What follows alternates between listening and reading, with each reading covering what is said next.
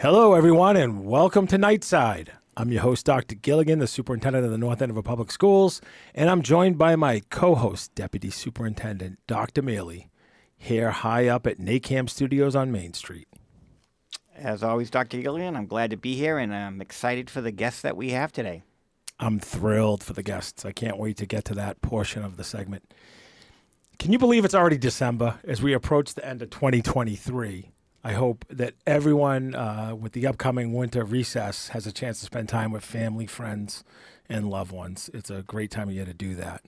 Something we're all looking forward to and need.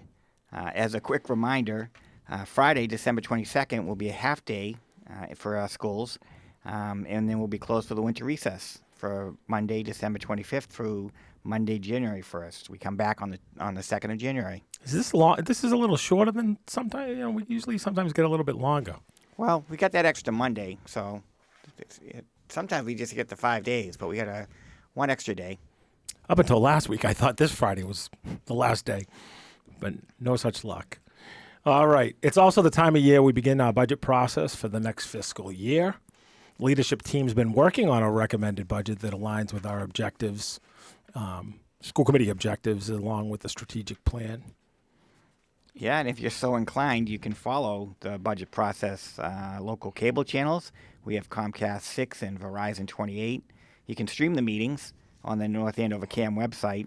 And as always, budget documents will be available on the district website and linked to school committee agendas. You can sign up to receive those agendas via email by subscribing on the town website. Yeah. I'll present the superintendent's recommended budget to the school committee on January 11th.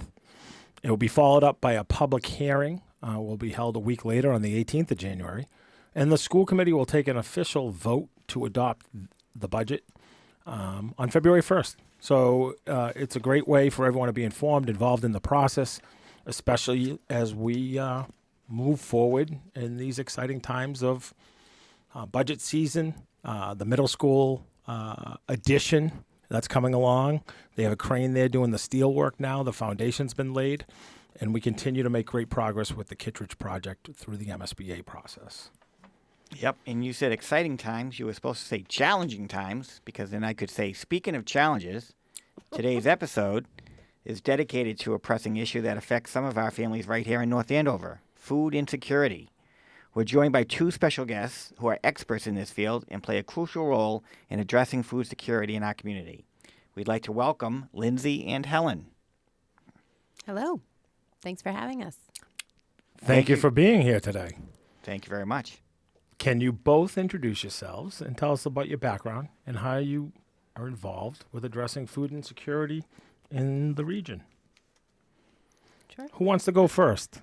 Go ahead, Lyndsey. I'll go. Thank you, Helen. My name's Lyndsey Haight. I serve as the executive director for an organization called Our Neighbors Table. We're a regional food access organization serving the Lower Merrimack Valley here in Essex County, Massachusetts. We serve primarily 12 cities and towns. You know, the easiest boundary for me to draw for your listeners is everything east of Haverhill from the New Hampshire border, Salisbury, Amesbury, Merrimack, down to Boxford and Rowley. In that region, there's about 85,000 people living, and about 8,000 of them are living in food insecure households. I personally have been in the field doing community work since '99.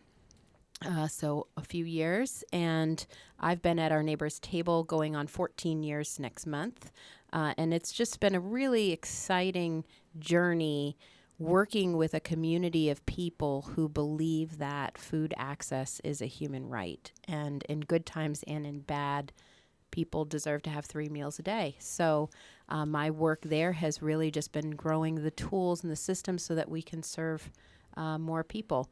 I got a lot more to say, but I'll let Helen introduce herself first. Thank you, Lyndsey. I'm looking forward to learning from you while we have this podcast and in the future. My name is Helen Picard. I serve at Neighbors in Need, which is an organization that serves the greater Lawrence area. We have food pantries in the city of Lawrence, in Andover, and in Methuen. We serve about 1,600 families every week, and families range in size from a single person in a home to sometimes 9 people in a home. North Andover is one of the communities that we serve, but we do not have a food pantry in North Andover. North Andover has a food pantry called People's Pantry, which is right downtown, right at the old center, and it's available every other week for families from the region as well. So we do have North Andover families that come to the pantries in Lawrence, Andover, and Methuen, as well as families from those communities coming to the pantry in North Andover. It's a very collaborative work that we do, certainly working with Lyndsey and others. My primary role with Neighbors in Need is as the diaper pantry manager and the deliveries manager. There are people who can't make it to the diaper pantry or to the food pantry, people who have mobility issues or health issues, and so we have volunteers who deliver foods to those families or diapers to those families. So I'm relatively new. I've only been at Neighbors in Need full-time since June. I've been working with Neighbors in Need part-time for the last 3 years, and I've been a volunteer and associated for probably about 15 years. Yeah, Helen, I think a lot of folks might even recognize your voice as a longtime school committee member, and it was just happen chance I came across Helen, and I knew she was working over at Neighbors in Need, but I didn't realize the connection to People's Pantry. And so it's great to have you here today. I brought something for you guys today. I brought you each an orange bandana. I'm wearing an orange shirt, which doesn't show up very well on audio, but orange is the color for food insecurity awareness. So I would invite you to wear those orange bandanas with, casually around your neck or tucked into your pocket if you're wearing formal clothing, to just remind people that food insecurity is something that we're facing all the time. A lot of folks think that North Andover doesn't have to worry about food insecurity, but Greater Boston Food Bank will tell us that 1 in 3 people in Massachusetts are food insecure. So we need to remember that around this table, one of us would probably be food insecure in the general demographics. So thank you very much. We'll wear it proudly. And we become aware. I think people would be surprised. The statistics, Lyndsey, it sounds like, is this right, that about 10% of people in our area experience food insecurity? In general, yes. In the communities that our Neighbors Table is focused on, yes. And in some of the other surrounding communities, that it's even statistic higher. Is higher. Mm-hmm. And as Helen just shared, the Greater Boston Food Bank's latest data on the Commonwealth as a whole, it's 1 out of 3. Wow. And so, to think about 1 out of 3 households being food insecure, 1 out of 3 residents experiencing food insecurity is tremendous. And, one thing that we've learned from in the past that we watched, I started at our Neighbors Table in 2010, at the beginning of 2010, right around the time the 2008 recession impacts were rippling into our local communities. And we started watching Feeding America, which is the national food insecurity, leader, really, providing a lot of education to the community and whatnot, and keeping a lot of data nationally. We started getting data from them in 2014, and we were watching the food insecurity rates change. So starting from 2014, but carrying from that recession. And food insecurity numbers were still climbing in our region through 2016 in every single one of our communities. We didn't start to see it dip from that peak until 2018. Still much higher than it was in 2014. And then, of course, 2 years later, 2020 hits and it goes through the roof. In our region, we went from 4,000 to almost 6,000, down to almost 5,000, up to 10 in these communities. And these are fairly rural and what people would consider, Newbury poor, Newbury affluent communities, not unlike the perception of North Andover. And so learning, people, when we experienced the crisis in 2020, immediately started talking about the K-shaped recovery. And that's exactly what happened coming out of the last recession. You had a group of people in this country for whom recovery lifted them right up. And then you had another group of of residents and citizens of this country for whom it just pressed them down. And the pandemic brought to light how many families were living on the edge. Think about how many people showed up at food pantries within the first 3 months. We heard prior to the pandemic the crisis of families living on the edge, where one financial crisis, a car breaking down, needing to replace your car, or your plumbing breaking, or your water heater breaking in your house. A $600 crisis could throw a family into turmoil. In less than 90 days of the world shutting down, most people weren't even necessarily out of work or not receiving paychecks anymore. How many people were lined up for food assistance and in dire straits, looking at foreclosure, all of those things that we had to put in place because so many people in our country were living on they're living on debt, right? They're living on credit. They're leveraged. You can't afford to put 2 people in the workforce because childcare expenses or childcare is either not available or it's too expensive. And so, wages don't keep pace with the cost of living. And so that really just brought to light a condition that existed. And so we predicted right from I don't want to say I have a group of really smart people that work with us at our neighbors' table, and we were predicting doomsday. We were anticipating, what do we do? How do we protect our mission in the course of doomsday? Doomsday showed up, and we were anticipating that bubble bursting for so many people. And then we said, well, let's look at what happened after 2008. Sure, the economy is recovering and bouncing back quickly, by the news type metrics. But when you look at the day-to-day, that group of people for whom it's going to get harder and harder is going to continue to grow. I know what our statistics are. I know what our peers' statistics are. We're going to surpass, I would anticipate when they put out the next round of data, which will be next year, of food insecurity rates, it'll be right back to the 2020 crisis numbers. Yeah. And it's going to keep climbing. Our numbers are consistent. I mean, we've seen the same. I was going to cite a similar example where our food services manager, Erica Murphy, does a spectacular job. And she was right there as soon as the students were going to be home and making sure that the meals were being provided, but also extending that to the community. And we were really surprised at the number of people in the community that had to take advantage of that, and the number of families that apply for free and reduced are eligible is just increasing. So we're seeing the same things that you're seeing. Yep. Yeah, we were doing 7,200 meals a week in this community. And so I think there is a perception sometimes that North Andover is this wealthy community. We're an interesting community in where we sit. We border 7 communities. We border Middleton, Boxford, North Reading, and Andover, right? And I think certainly those are some higher income communities or more wealthy. And then we border Lawrence, Haverhill, and Methuen. 2 gateway cities and one city that's changed quite a bit. Lawrence being the poorest city of town in Massachusetts and one of the top 25 in the United States.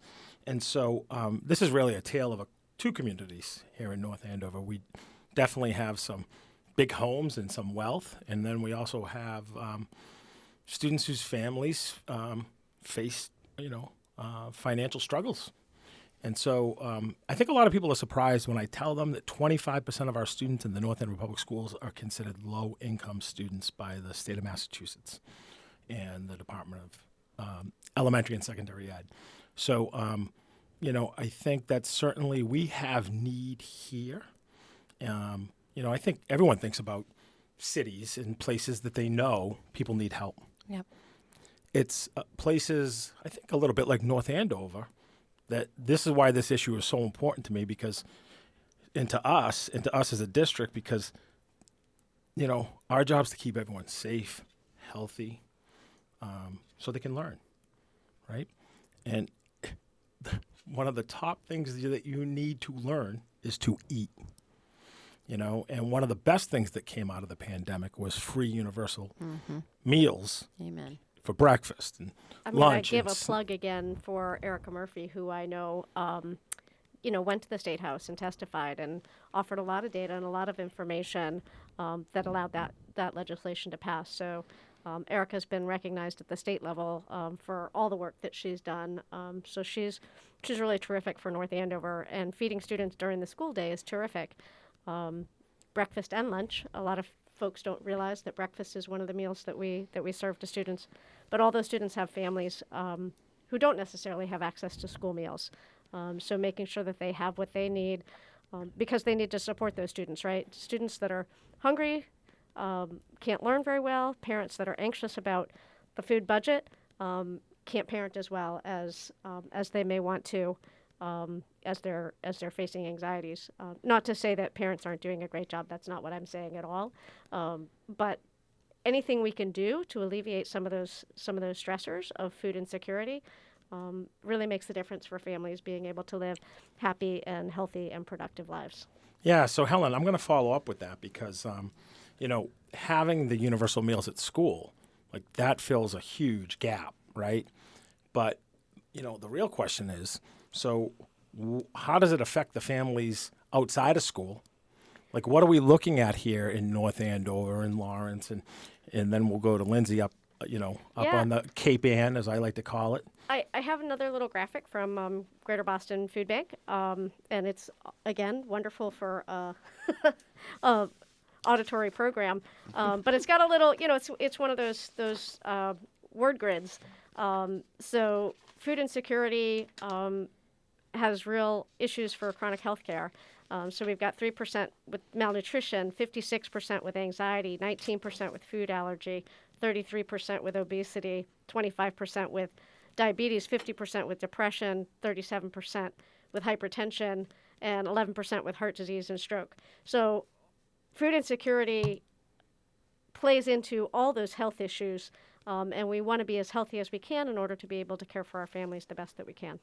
Right, and we continue to see, and you see in at least the educational data, and Lyndsey, you might see it in some of the state and national data, the places who have the highest poverty also have the highest obesity rates. They have the highest rates of diabetes.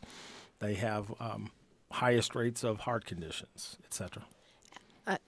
Right now, the food insecurity data tells us that there are always over 2,500 residents in North Andover who are living in a food insecure household. And your listeners may or may not know this term, food insecurity, that we're using. Can you define it, somebody? Can we just share that? Yeah.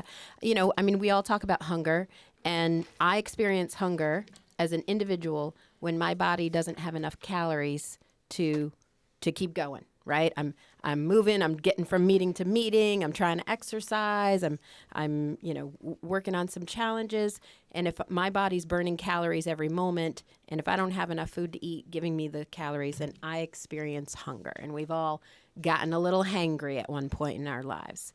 Food insecurity is a little bit different. First of all, food insecurity can be experienced at the individual level, it can be experienced at the household level, and we at our neighbor's table also define community level food security or food insecurity. The definition from the U.S. Department of Agriculture of food security means that you have consistent, reliable access to adequate food to support a healthy lifestyle. So basically it means, one, you have food when and where you need it, so everybody gets to eat and we're getting the calories that we need, but also adequate food to support a healthy lifestyle.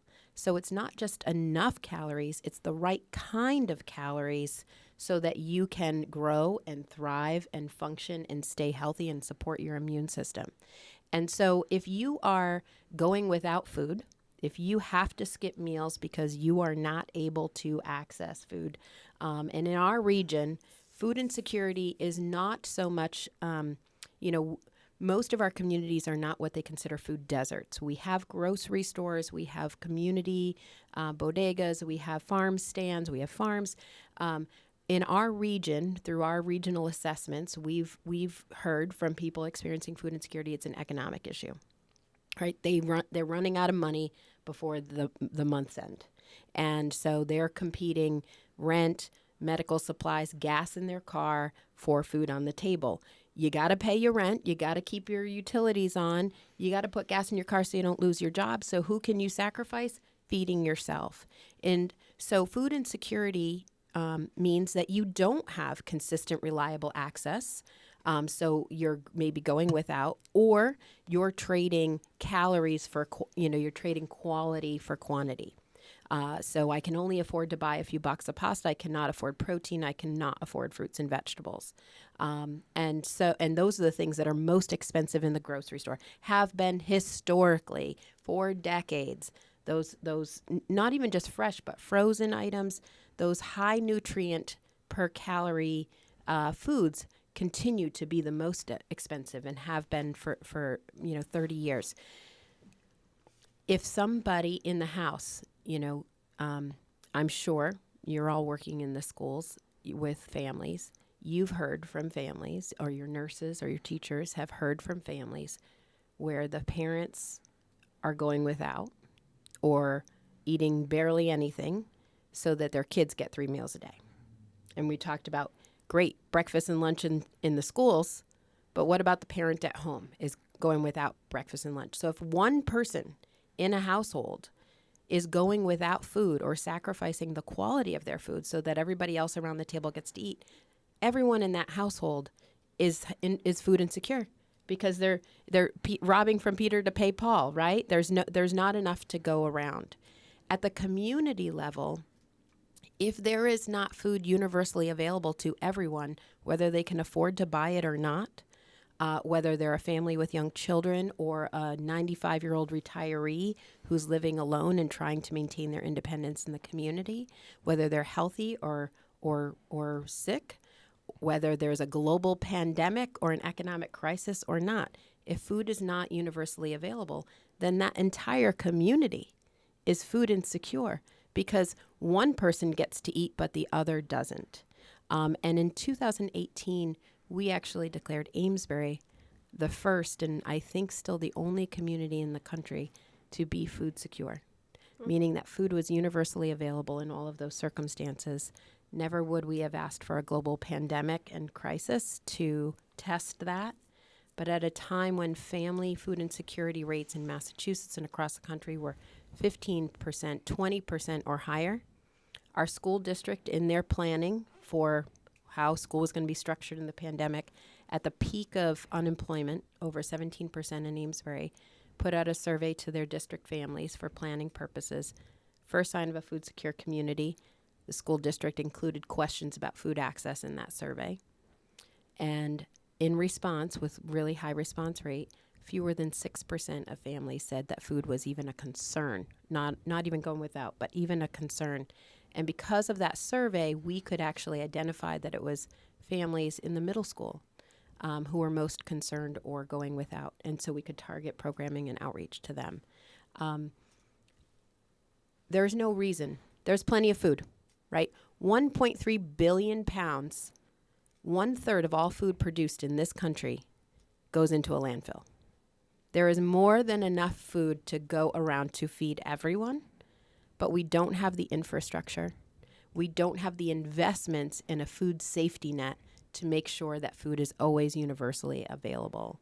And so we think about communities, the tale of two cities, as you said, Dr. Gilligan, that we've got to make sure that, it doesn't matter what zip code you live in.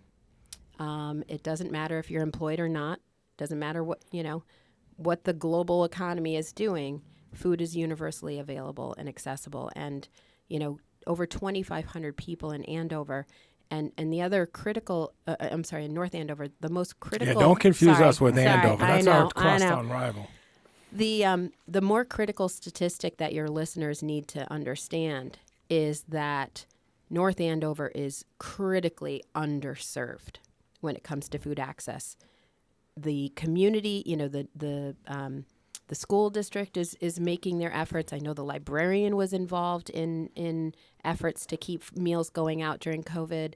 People's Pantry, Neighbors in Need, other regional pantries that are serving residents of North Andover.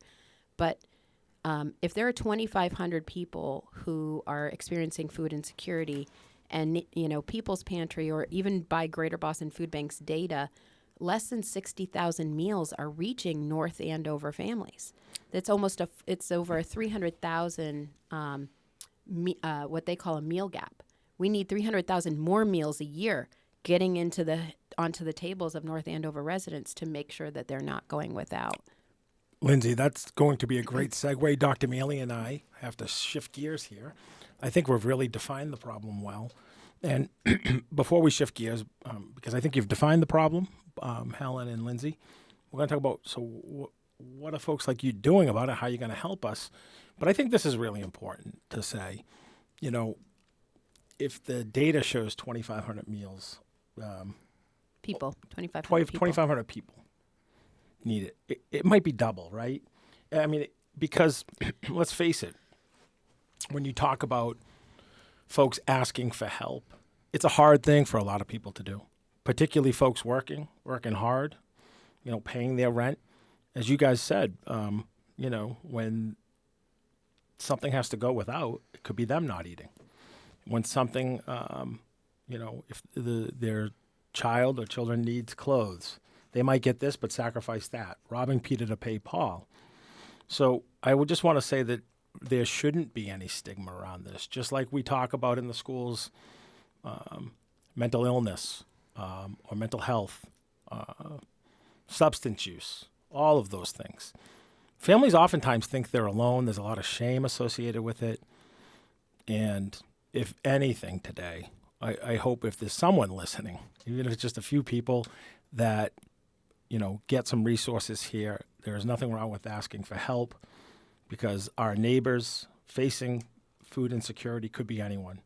It could be a friend of your family, it could be a classmate, and it could even be your own family. The reality is that, someone mentioned this earlier, circumstances can change for anybody, no matter who you are in this world.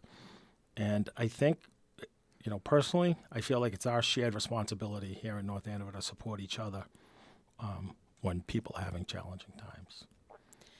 Greg, could I want to identify something, particularly because we're talking in a school context here. And I want to identify something that is critical, that someone who is experiencing food insecurity right now, a parent who is struggling to make sure their kid gets to eat three times a day, is listening, and they're thinking, yeah, great, but you're a mandated reporter. And if I tell you I can't feed my kid, what's the risk to me?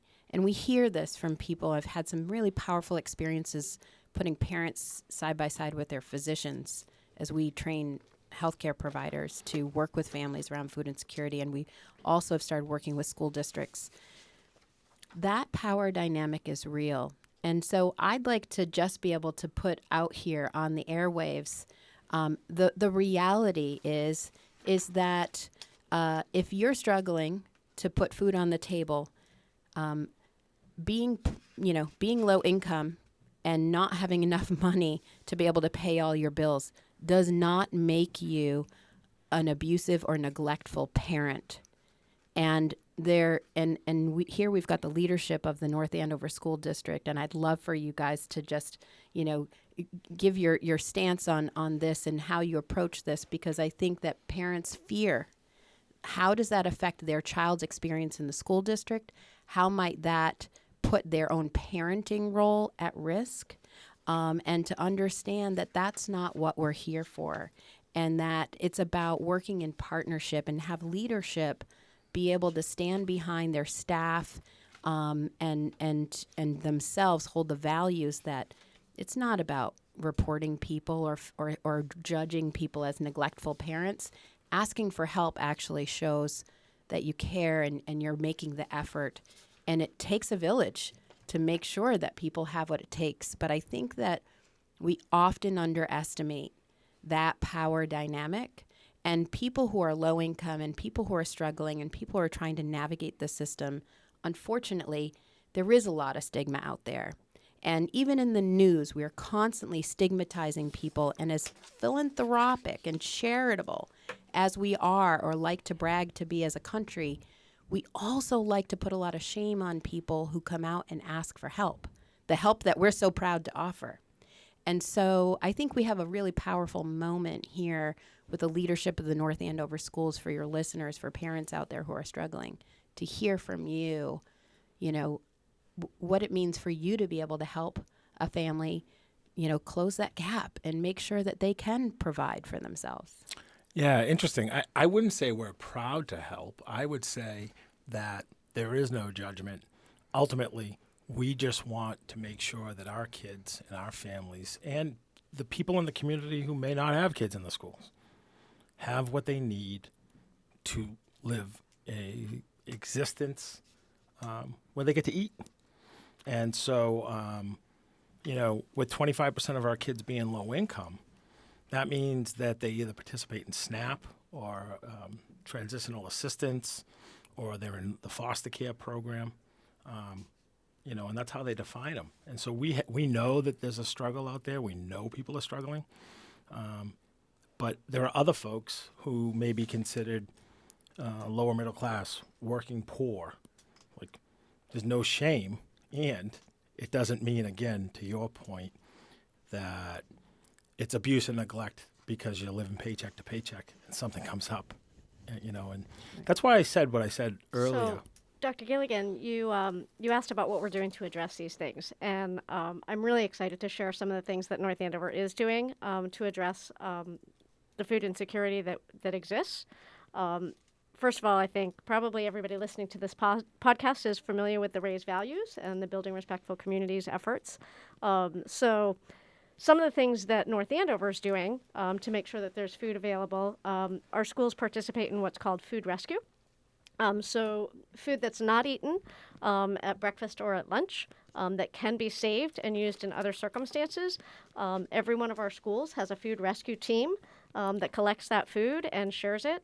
So, for example, if apples don't get eaten at lunchtime, they get saved from our cafeterias and they're taken to our youth center, where students who may have food need might have a need for a snack later when they're outside of school.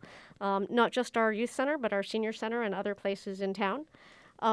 We also have school food drives is part of what happens, and that raises awareness as well as it raises assets for those who are in need. There are youth groups from St. Mike's Church and from North Parish, among others, who come to Neighbors in Need and volunteer and learn about food insecurity. They help fill the bags of food that are distributed at our food pantries or delivered to families. We host here in North Andover at Rolling Ridge the Giving Garden. The Giving Garden is a community garden that grows food that is given away to organizations like the People's Pantry and like Neighbors in Need, and goes directly out to folks who may not have access to fresh produce. The farmers market in North Andover that runs from, I believe it's May to October, provides access to locally grown food. And I would love to share a little success story that we had recently, very recently, as of last week.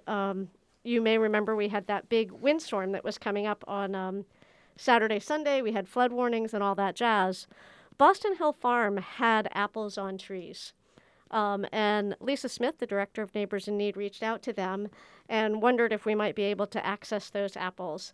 And so Boston Hill Farm and Neighbors in Need negotiated what was really an excellent opportunity for the families that receive food at Neighbors in Need to have apples. So every one of our families will serve 1,800 families meals, not pre-made meals. We give groceries and families make those foods at home. They're culturally sensitive foods that are familiar to the families, and they're able to cook with them and enjoy them in the ways that they want. But those apples are all going to be going out, and if they had not gone out that way, they would have dropped.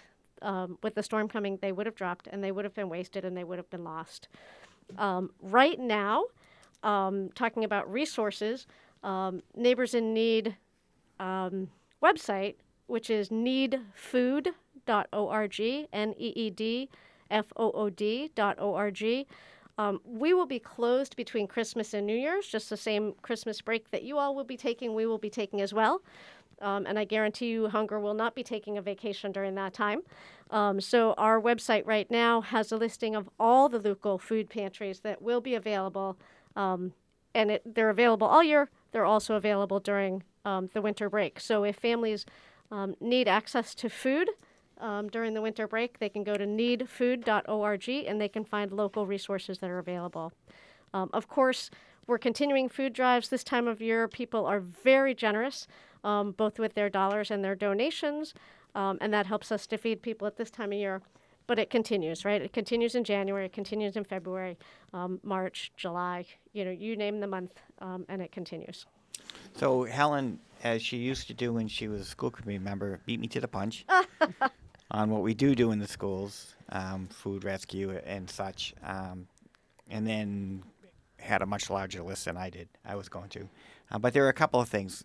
We do encourage our families to fill out the free and reduced eligibility, and it's anonymous, so we try to avoid the stigma. Also, before lunch was free, those who were eligible, you couldn't tell the difference in the cafeteria between those who were eligible and those who weren't. We made sure of that. But overall, and we also have 2 parent liaisons that we're able to put in place from the impact of COVID. And those help our families navigate who aren't comfortable navigating the system and in helping them in any which way they need. And those have proven very effective. And then mainly it's, the rescue, it's a small amount of food that we're talking about in the big picture.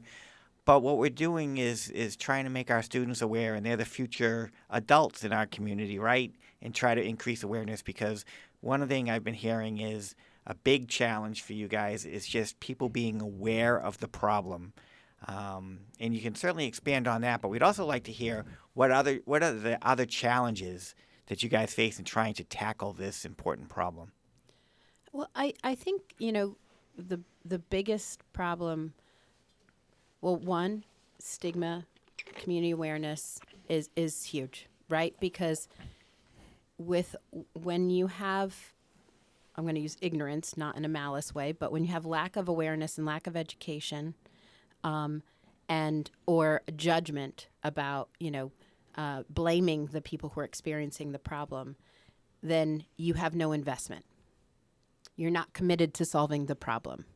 And so educating yourself about understanding how do people, who here is not counting their, balancing their, I don't know, we don't balance checkbooks so much, but now, who here is not just looking at the bank balance every week, every month, because it's getting really, really tight. We're all experiencing that.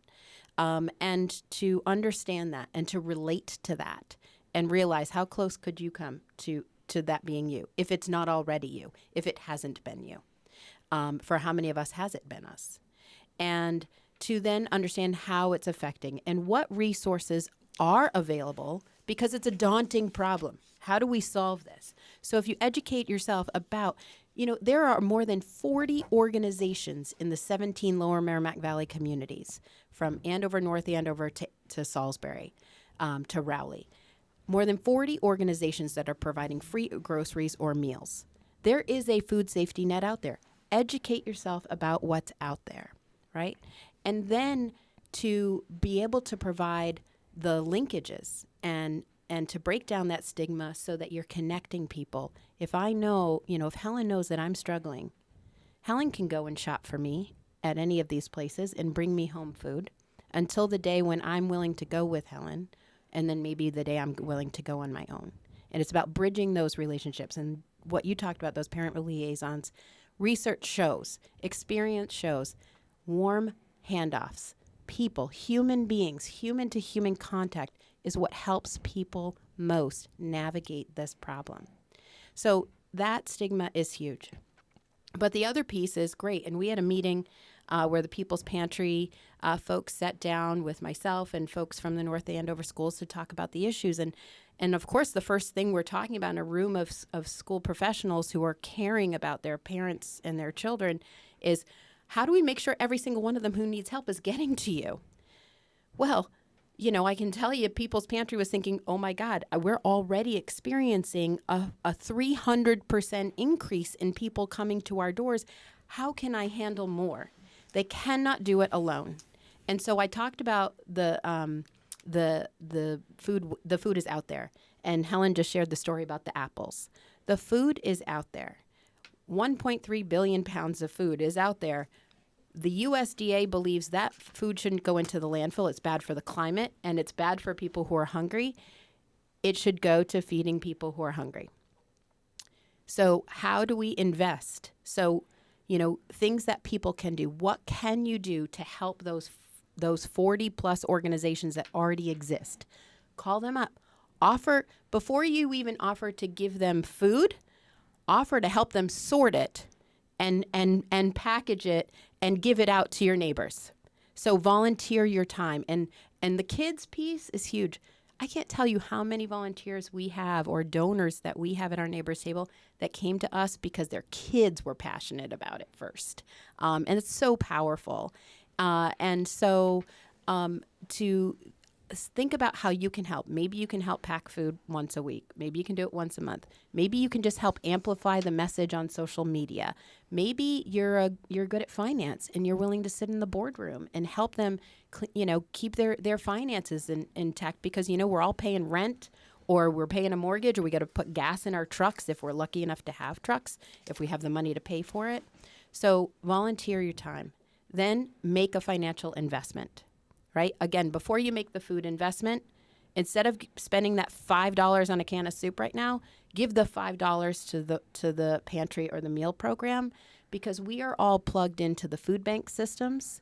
We're plugged in, and our neighbor's table is helping plug into that surplus food that's in our local food economy, and we can get that food for free. But we got to pay for a truck, and we got to pay for gas, and we got to pay for the refrigeration. So And we got to pay the staff. And we got to pay the staff. That's the people driving the trucks. So put that money into these organizations, and then trust them to know what it takes to run those operations every day because they've all been doing it for decades.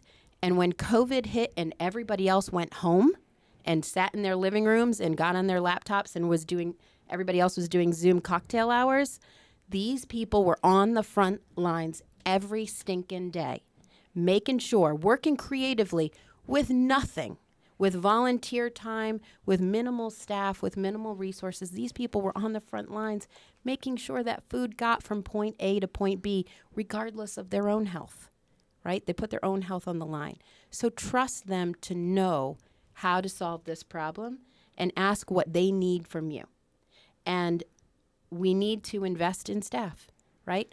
You can't have a food secure community if you're reliant on somebody's 2 hours available in their, in the midst of their daytime jobs and trucking kids to school or their other 600 other volunteer jobs. You need to know somebody's there at least a minimum of 5 days a week, if not 6 or 7 days a week, to move that food around and make sure the refrigerator's turned on. And so we have to invest in staff. We have to invest in appropriate facilities. Why, when people are hungry, when they're in their darkest moment of their life, is it acceptable?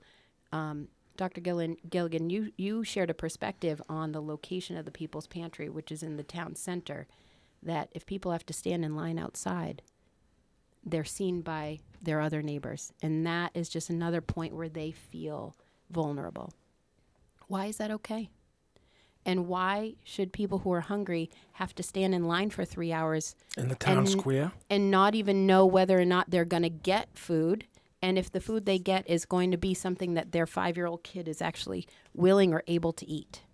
And so, at our neighbor's table, we have a free grocery store model. You come in, you shop just like a grocery store. Our dream is that all of our organizations have the infrastructure and the tools to be able to provide that kind of dignified service in every one of our communities. So these are all the things that people here in North Andover can do, whether it's at People's Pantry, Neighbors in Need, Groundwork Lawrence, Lazarus House, Cor Unum. I mean, I can keep naming all of these different organizations, and you can go to our website, ourneighborstable.org/foodhub, and there you'll see listings of organizations who are doing this work. What we at our neighbors table are willing to invest to help the folks here in North Andover, in addition to me being here to be able to talk to you, and I'm excited at the enthusiasm here, is we are leveraging our own expertise, having done this and having hit that milestone in Amesbury with a goal of replicating that across the region, 10 more communities by 2029, and providing the support to 5 more, including North Andover, thereafter, is we are opening in 24, we'll open our Seacoast Regional Food Hub, which will bridge the final mile gap between the Greater Boston Food Bank and its member agencies up here, who can only get to the food bank maybe once or twice a month because they don't have trucks, because they don't have staff, and they don't have the time, but they need the food. And so the Greater Boston Food Bank will start bringing food up to the Seacoast Food Hub. In addition, already our neighbors' table diverts almost 300,000 pounds of food a year out of that commercial surplus that would otherwise go into landfills. Right now, we're diverting 300,000 pounds of that through our own programs with our trucks that we can redistribute through our free grocery store, our meal programs. With this food, and that's in our tiny little facility. With this food hub, 9,000 square feet of space, 2,000 square feet of refrigeration. Within 3 years, that'll triple. We'll be looking at diverting 1 million pounds of food out of landfills from the big food manufacturers. I'm not going to name any right now, but those big food manufacturers. If you're listening, and you're making things like hummus or peanut butter, or you're growing apples and all those things that you can't move, you can't sell because there's all kinds of complicated things in our food system, and you don't want to throw those away, the food hub will be where it can be diverted and then redistributed out to all of these organizations across the 17 communities. So we're providing that infrastructure, helping them get the tools so that these communities like North Andover can envision, what is it like if we can serve everybody's need? What will it take to what we call build a stable table in North Andover? And we're here to provide that training and guidance and share our experiences, our lessons learned, our successes with you. So, I hope that this conversation is inspiring your listeners, that there is something everybody can do, even if what you can do today is just reach out to your teacher, reach out to People's Pantry, reach out to Neighbors in Need, reach out to your pastor, reach out to your neighbor and just say, hey, you know what? I need help. I need to help my family first. Before I help my neighbor, I need to help my family first. And so it's really exciting time. Well, you must have been reading my mind. I mean, we do a lot of this work in the schools, as mentioned, but those who received at noontime today the nightly news, we always put an action plan together with concrete steps.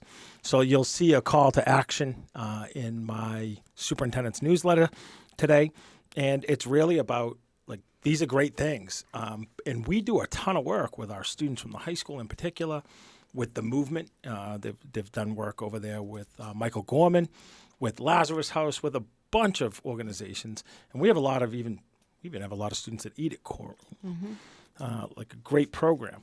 But what are we going to do here in North Andover, right? So Jen from People's Pantry up at the North Parish Church, was saying that, again, they're short on volunteers, they're short on donations, they are short on all of these things at a time when the demand has gone through the roof. And so in the newsletter today, it talks about, some of the topics we talked about here today. And in the short term, there's a link there that goes directly to People's Pantry to sign up as a volunteer, learn more ways to help. You can complete that volunteer form. We're asking for students along with adults. And if you didn't get if you weren't one of the 7,300 people that got the newsletter today, it will be on the front page of our website, which it always is. And you can click on it and, let's find a way to help meet the need now.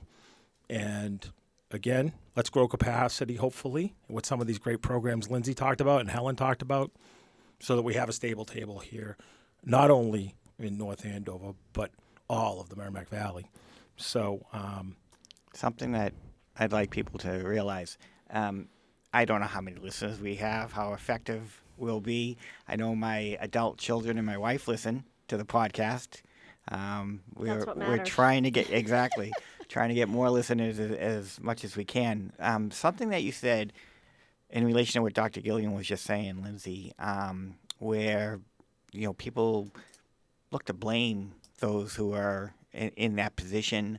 But you were talking about how we're all so aware of our financial situation, and we should be aware how close we are to being there.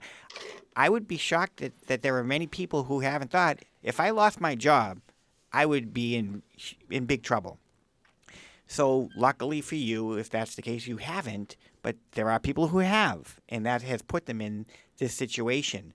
And something that people need to realize is anything you can do in this effort to help is going to have a positive impact on individuals, but it's also going to have a positive impact on the community. Because the more that we're able to help those in the community and build them up, the more we build up the community. Yeah, absolutely. Absolutely. All right. Well, we are well over time. We've been really good. We've been trying to stick to 30 minutes on our podcasts, and we've been right on time with the last 2. Today, we're almost doubled that. It went by really fast. It went by fast. It's also a good topic. Just a couple things in closing. A couple important dates. Next week, there's a holiday concert at the high school on Thursday evening at 7 o'clock. Great event to attend. We've got students participating in DECA, mock trial, some really awesome things coming up. We just had 4 high school students won an art award through a juried trial. Juried? It's called juried. What's the right word there, Helen? You might have it on the Juried art show. Juried art show. Thank you. Thank you. It is my birthday next week. I'm, moving up another year, and I had that on the tip of my tongue. Through UMass Lowell, they went down there last night for an art show. It was awesome to be win those awards. So a lot of great stuff happening. But really importantly, Dr. Mealey and I would like to thank both of you for joining us today, sharing your insights and experiences. We hope this conversation has shed some light on the issue of food insecurity, inspired folks to take action to help. Anything else from you, Dr. Mealey? I was going to say it certainly has informed and inspired me, and I hope it has the same impact on anyone who might be listening. And thank you very much for being here today. Well, Thank you. well, yeah, thank you both. Well, that's all the time we have for today. Thanks for tuning in to KnightSide. Make sure to subscribe to our podcast. You can follow us on social media, me in particular, on Twitter, what was formerly known as Twitter. It's now X at NASUPT. That's NASUPT. Visit the North Andover Public School website, northandoverpublicschools.com, for the nightly news, along with past episodes of KnightSide. Until next time, stay safe and take care of one another. Happy holidays. This is Dr. Gilligan and Dr. Mealey, along with Lyndsey and Helen today, signing off. Thanks, and take care.